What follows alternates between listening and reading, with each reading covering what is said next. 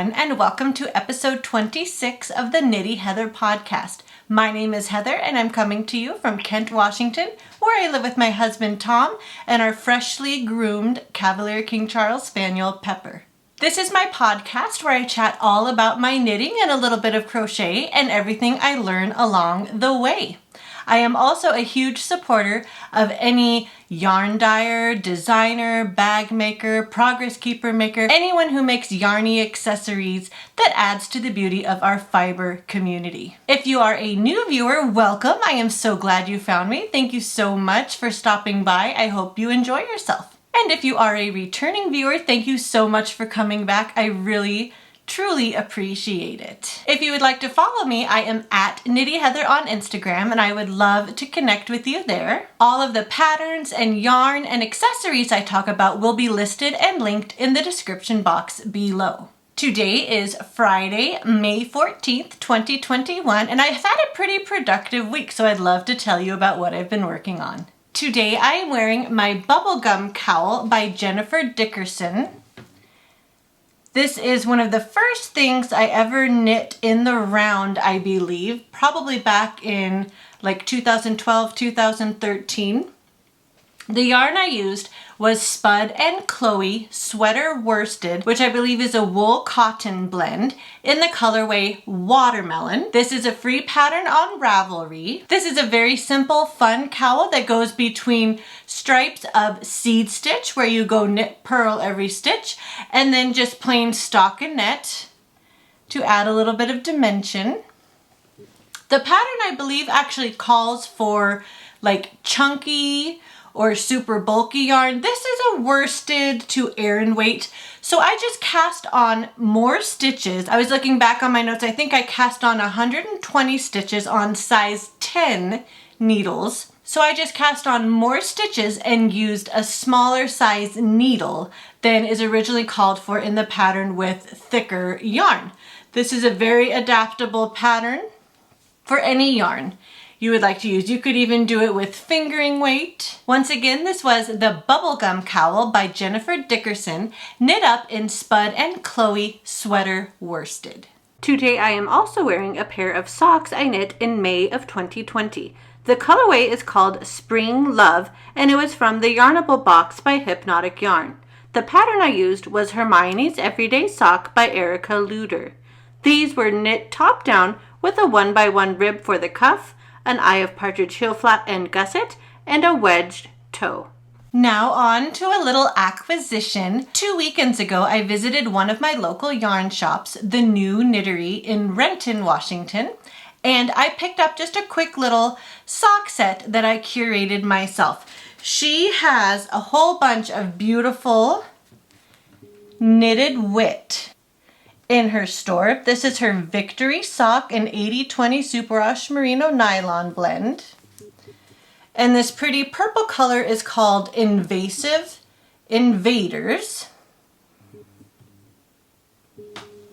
And she had a whole bunch of really cute little minis, and I decided to pick up this one, which is called Madge. And I thought they would pair together nicely as a little sock set. I don't know if I will knit this up myself or if I will keep it for a prize someday, but I thought these went really well. It is very nice yarn, and I believe she's a local to the Pacific Northwest dyer. So this is Knitted Wit Invasive Invaders, and I'm pairing it with Madge to make a little sock set. I think this is a 10-gram mini. So it should be perfectly good for at least toes and heels, I'm thinking. But like I said, I might keep it for a prize. I think this might be a nice prize to send out to someone when I do another giveaway in the future. Check out knittedwit.com, and if you're in the area, stop by the New Knittery. It's a wonderful local yarn store.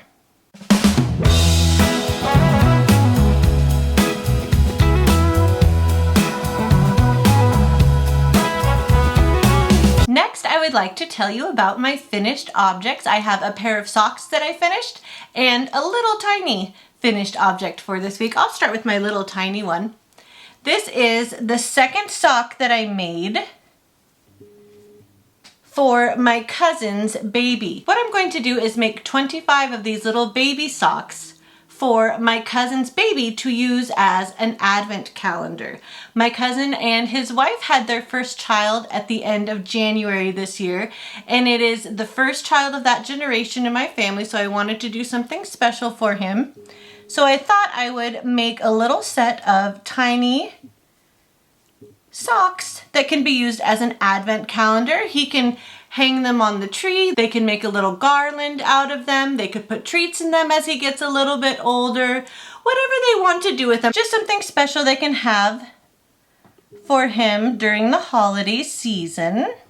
This is only the second one I have made, so I do need to pick up the pace on these if I'm going to have all 25 of them done before the holidays. I would like to get these sent out to them sometime, for sure in November, if not October. The pattern I am using is the Basic Baby Sock pattern by Sue Stokes of Legacy Fiber Arts, and I am using her 2020 Advent calendar, my leftovers from my Legacy Fiber Arts 2020 Christmas Advent calendar. They knit up really quickly. Hopefully he will really love these, especially as he gets a little bit older. What I did to make the chain for these to hang from is I just chained 30 using a 2.5 millimeter crochet hook, and then I just kind of attached it a few rows down in the cuff. Hopefully these will work out nicely for them to hang either on a garland or on the tree, whatever they want to do with them. It is completely up to them. But here is my Basic Baby Sock by Sue Stokes for my cousin's baby, knit up out of one of the minis from the Legacy Fiber Arts 2020 Advent Calendar. I have the second one already cast on. I finished the cuff and I did one round of the leg so far, so I'm into the stockinette part. This Winnie the Pooh Progress Keeper is from Fangirl Fibers on Etsy. And it's kind of this blushy nude color that I'm using this time. I'm just drawing from my bag of leftovers from the advent calendar, picking which one I feel like at the time. So I've made a little bit of progress on sock number 3. My next finished object is my next pair of sleeping socks. This is the Learn to Knit Socks pattern by Stacy Perry of Very Pink Knits. And the yarn I used is Oil Slick by Trilogy Yarns in her Superwash Merino worsted base, which is super soft, very plush, very cozy. I like using a worsted weight for like a lounging sleeping sock. And I love all these colors that she was able to get into this skein of yarn. This is a classic top-down construction with a heel flap and gusset and a wedge toe. I did 12 rounds of 2x2 ribbing, 30 rounds down the leg, and then 32 rounds after I decreased the gusset stitches.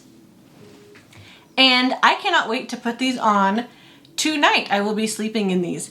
They are so comfy, such a nice base. This was my first time actually knitting up Trilogy yarns, but I have a lot more of her yarn in my stash, so hopefully I can knit that up.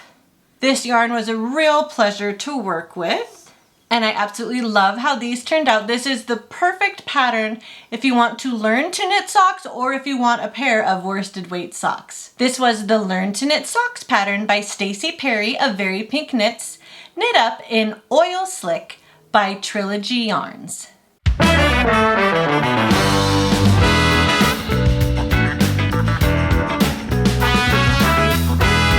Now I would like to tell you about the works in progress I have on my needles. First is my May pair of Desert Vista dye work socks. This colorway is called Someday. It was her 2020 exclusive colorway for the 6th annual monthly sock club. I am participating in her 7th annual monthly sock club, and this is my May entry. I am doing these one at a time on magic loop, toe up, here's what the yarn looks like in the cake. So this is self-striping, and then she included a mini with the same colors but in kind of a variegated dye style. So this is what I used for the toe. I marked for an afterthought heel. That is where I will snip that stitch to put in my afterthought heel, which I will also do in this mini. The pattern I am using is the Vanilla Latte Socks by Virginia Rose Jeans. And I am doing it across the front of the sock. I meant to do it along the back of the leg, but once I marked for my afterthought heel, I just kept going and going and going and going. And I was about 40 rounds up the leg and realized that I hadn't done the patterning on the back half of the stitches. And I said, you know what, I'm just not gonna go back and do that. So they're just gonna have it across the front of the leg and the top of the foot. And that is just fine. I actually really do like the way it looks with the pattern and in just plain stockinette along the back. So I can definitely live with it. I was not about to try to pick down all those stitches and reorient them or rip back 40 rounds. I just thought, you know, I can live with this. This will do. But this is a really nice pattern if you are interested in something beyond vanilla, but it isn't so complicated that it takes much more effort than a vanilla sock. So I think I have knit up the leg as long as I want them. I sort of finished this purple stripe. So it's kind of anchored, first stripe after the toe and then the last stripe are both going to be purple. So now I think what I will do is about 10 to 15 rounds of 2x2 rib for the cuff, and then the first sock will be done. Then I will of course cast on sock number 2. The needles I'm using are ChiaoGoo red lace, and my progress keeper, which I have knit up this far this last week since this progress keeper, is from Desert Vista Dye Works, a cute little cactus. And I have this in my sock monkey bag from MLD Threads on Etsy. So I am just about done with this first sock. I just need to do the cuff in the contrasting variegated mini and then go back and do the afterthought heel. Once again, this is the Vanilla Latte Socks by Virginia Rose Jeans, knit up in Desert Vista Dye Works someday.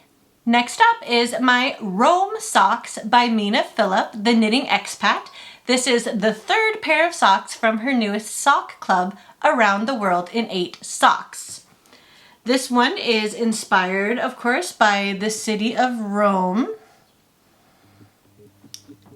Kind of these Roman columns. At least that's what this stitch pattern reminds me of. I did my German short row heel in the garter style, which means I just knit every row instead of purling across the wrong side rows. The yarn I'm using is Lolo Did It. The contrasting color is called Seduced, and the main color is called Indecent Proposal. This was a set from her Downton Abbey Upstairs and Downstairs club. I think it was from last December, if I'm remembering correctly. So I have knit up the foot. All I need to do is knit the toe according to her pattern in the contrasting mini. Here's what the main color looks like in the cake. So pretty. I am doing, intentionally for this pair, the pattern across the front of the sock, and then I am leaving the back stockinette, which look how beautifully those speckles are just evenly dispersed. So pretty. The needles I'm using are my Addi Turbo Sock Rockets for these. And my progress keeper is a mermaid tail from Bump on a Hill on Etsy. I am keeping these in my donut bag by Mountain State Stitches on Etsy. And like I say, I am so close to being done with the first sock in this pair. I just need to do the toe and it will be done. So I look forward to having this as a half finished object to show you next week. And I will cast on sock number 2. I'm hoping to have this pair done by the end of the month so I can cast on her June socks on June 1st. I believe the city that inspired her June pattern is Dubai. So that should be really interesting, and I've got a very pretty color already picked out to knit that pair up in. She achieves this columny look with what she calls a smock stitch, which is kind of a wrapped stitch. And she includes in the pattern a link to a video tutorial where she explains how to do that 3 different ways, which I found super helpful. And I love the garter stitch German short row heel. I think that looks awesome. This is the Rome Socks by Mina Phillip, the knitting expat, knit up in Lolo Did It, Indecent Proposal, and Seduced. Next up is my newest cast on. This is my latest pair of sleeping socks. Here it is. I'm using my Knitter's Pride Dreams size 5 double pointed needles. My little rainbow chip cake progress keeper is from Simply Serving on Etsy. I have it in my sheep project bag from April 9 Designs on Etsy, and I am using a sheep progress keeper as a zipper pull from Bump on a Hill on Etsy. Here is the yarn in the cake. This is from Crystal Skies Hand Dyed. This was month number 2 from her Harry Potter club.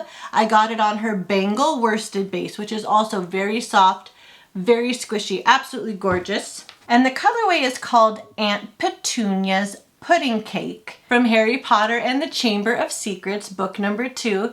This, I think, really captures the different ingredients she had in that pudding cake that ends up falling on Mrs. Mason at the beginning when Dobby the house elf wreaks some havoc on their little dinner party, getting Harry in a lot of trouble.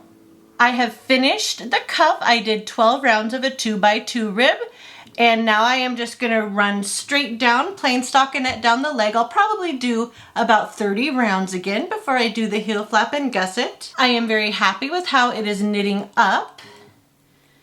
This will be another really comfy pair of sleeping socks. The pattern I am using again is the Learn to Knit Socks pattern by Stacey Perry of Very Pink Knits. Once again, this is the Learn to Knit Socks pattern by Stacey Perry of Very Pink Knits, knit up in Aunt Petunia's Pudding Cake by Crystal Skies Hand Dyed. My next project I'd like to show you is my Monet Shawl. I was able to make a little bit of progress on this since last time I showed it to you. I have done these last 3 stripes, kind of this tealy blue, this bright green, and this bright pink. These stripes are so much fun. They are just flying off the needles. It is increasing every time. I am using the 2020 Advent Calendar from Hypnotic Yarn, all these bright, bold, beautiful colors. And I am working on the main section that consists of all these little stripes that include a little bit of lace work, some cabling. They just are looking so fun together. I think this is going to turn out absolutely beautiful. My next color is going to be another really bright kind of minty green. Really looking forward to incorporating this. This pattern is by Melinda of Rye Flower Knits, and it was designed specifically to be knit with this Advent Calendar by Cheryl of Hypnotic Yarn. I cannot wait to add more colors and see how they play together. The needles I'm using are a size 5 Addi Turbo Lace. These are fixed. Before I get started on my next stripe, I think I will string a Proactive Lifeline through this because I am getting quite a few stitches on the needles and I don't want anything to happen to them. So I think I will use a tapestry needle to string a piece of scrap yarn through all these stitches. That way if I make a mistake, I'll be able to pick them up from the scrap yarn a lot easier. This is the Monet Shawl by Melinda of Rye Flower Knits, knit up in the 2020 Advent Calendar by Hypnotic Yarn. Next, I'd like to tell you about my current hat I have on the needles. This is the Rings of Life hat by the design team at Makers Mercantile here in Kent. This was from their March Hat of the Month Club. My cranberry orange scone progress keeper is from Simply Serving. And my stitch marker that I'm using to mark the beginning of the round is a really pretty bead from Bump on a Hill on Etsy. This pretty orange floral bead. The yarn that came with this kit is Simply Cria by Haiku. I started doing the cast on with this green color. This is called Lemongrass. This is 100% baby alpaca, super soft, very, very nice to work with. And if you can see, it's kind of got a chainette construction. And I'm also striping it with this chocolate mousse color. I have a couple more stripes to do and then I will incorporate this tan color called Shifting Sand. So I've knit a little over an inch on this since last time I showed you this project, and I'm hoping to make a lot more progress on it this week so that I can cast on their April hat of the month as soon as possible. The stripes are really fun and then they're going to start to kind of vary as I continue down the pattern. I am carrying the yarn that I am not using by just wrapping it. As you can see, I'm carrying it up the inside of the work, trying to be as neat and tidy as I can. Other than that, it's just stockinette round and round and round, which is very relaxing knitting. I am using my Knitter's Pride Royale 16-inch interchangeable set in a size 7, and I have it living in my retro Disney bag from Bags by Awesome Granny on Etsy. I'm really enjoying this hat and I cannot wait to get it off the needles. I'm not sure if I will keep it for myself or if I will give it as a gift to someone. We'll have to decide about that. This is the Rings of Life hat by the design team at Makers Mercantile, knit up in Simply Cria by Haiku. The last thing I'd like to tell you about is the start of a new scrappy project. I have a whole bag of leftovers from my Cozy Knitter Yarn of the Month Club from over a year ago now. The first month I got her Yarn of the Month Club was February of 2020. So I have quite a few months stocked up of some leftovers that look very much like this. This colorway is called My Friend Margaret. I think it was from last July, if I'm remembering. And what I decided to do with these is start a granny square blanket just with my Cozy Knitter leftovers. So I will make little squares out of the leftovers of each of these. This is just the beginning of one. This is just the first square I started earlier today. I'm using a 4mm, I think size G crochet hook. This one is from Knit Picks. And as you can see, I just have a couple rounds and I just started this next corner. I think my plan will be to finish this current round that I am on and then maybe do one more and then see how much yarn I have left.